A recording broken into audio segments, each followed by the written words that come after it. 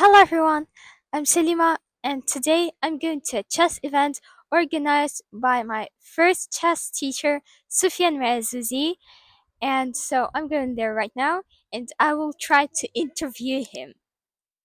So he organizes this every year, every Ramadan, and this year he's organizing this in Socco Alto, and now I'm going there.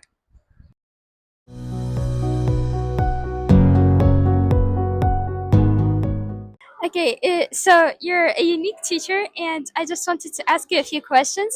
So, for example, like if for example, if it's your first tournament and you're scared, what can you do to calm down?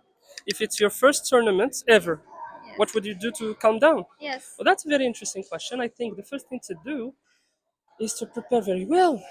Is to prepare very well because stress comes from things that have not been settled. The things you have not prepared, like when you have an exam and you're very stressed because you think, oh, maybe they give us this question I haven't prepared. Maybe they give us this chapter that I haven't read. But when you have everything under control, that's good. But that's very difficult to have everything, every opening, every pattern. Yes or no? And so Yes. the next, the second best thing to do is to understand that I'm not looking to be a grandmaster from this tournament. This is a step in my way. So it would be awesome to understand and very smart to understand that I'm trying to improve myself and work on myself. And so it would be good to understand that and to have an environment that encourages you to do that. Which is why in the tournament we have beginners category. And so you're a beginner, it's not even been 2 3 months, and yet you are competing for the first place. When you think about it, it's very difficult because Yes.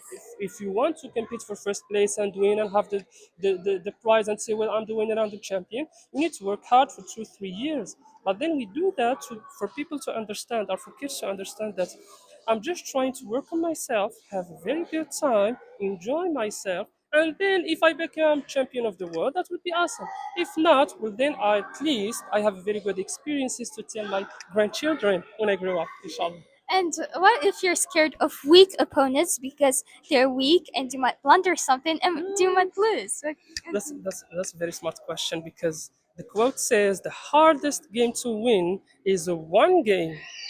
Why? Because when the game is already won, you already have the advantage, your brain becomes kind of lazy and you start blundering pieces. And the battle now and the match now is not against your opponent, you've already beaten your opponents. The game is now against your ego, and that's very hard to master. And so when you're afraid to play against weak people, I think the same thing applies here. I'm not playing to win and become the champion of the world and add all even more stress on myself.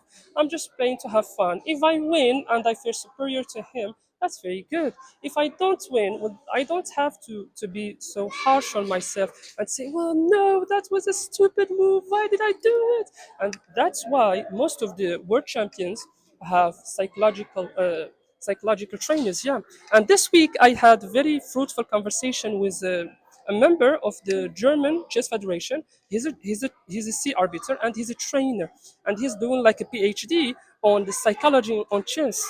And this was very interesting because he told me, you know how Magnus Carlsen is one of the best on the world. I said, why? Because he said he's very flexible. During the game, he will develop his playing style. He's not ultimately aggressive like Kasparov or Bobby Fischer or whatever. He's not ultimately passive like Karpov. But when you're playing, he understands your playing style and he adapts himself during the match.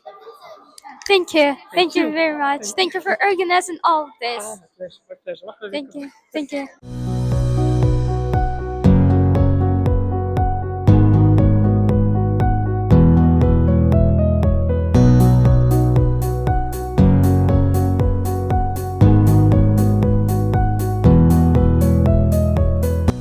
I spent my time so well, and now I'm going to go home. And tomorrow, here, we are going to have a tournament, and I'm going to participate in it.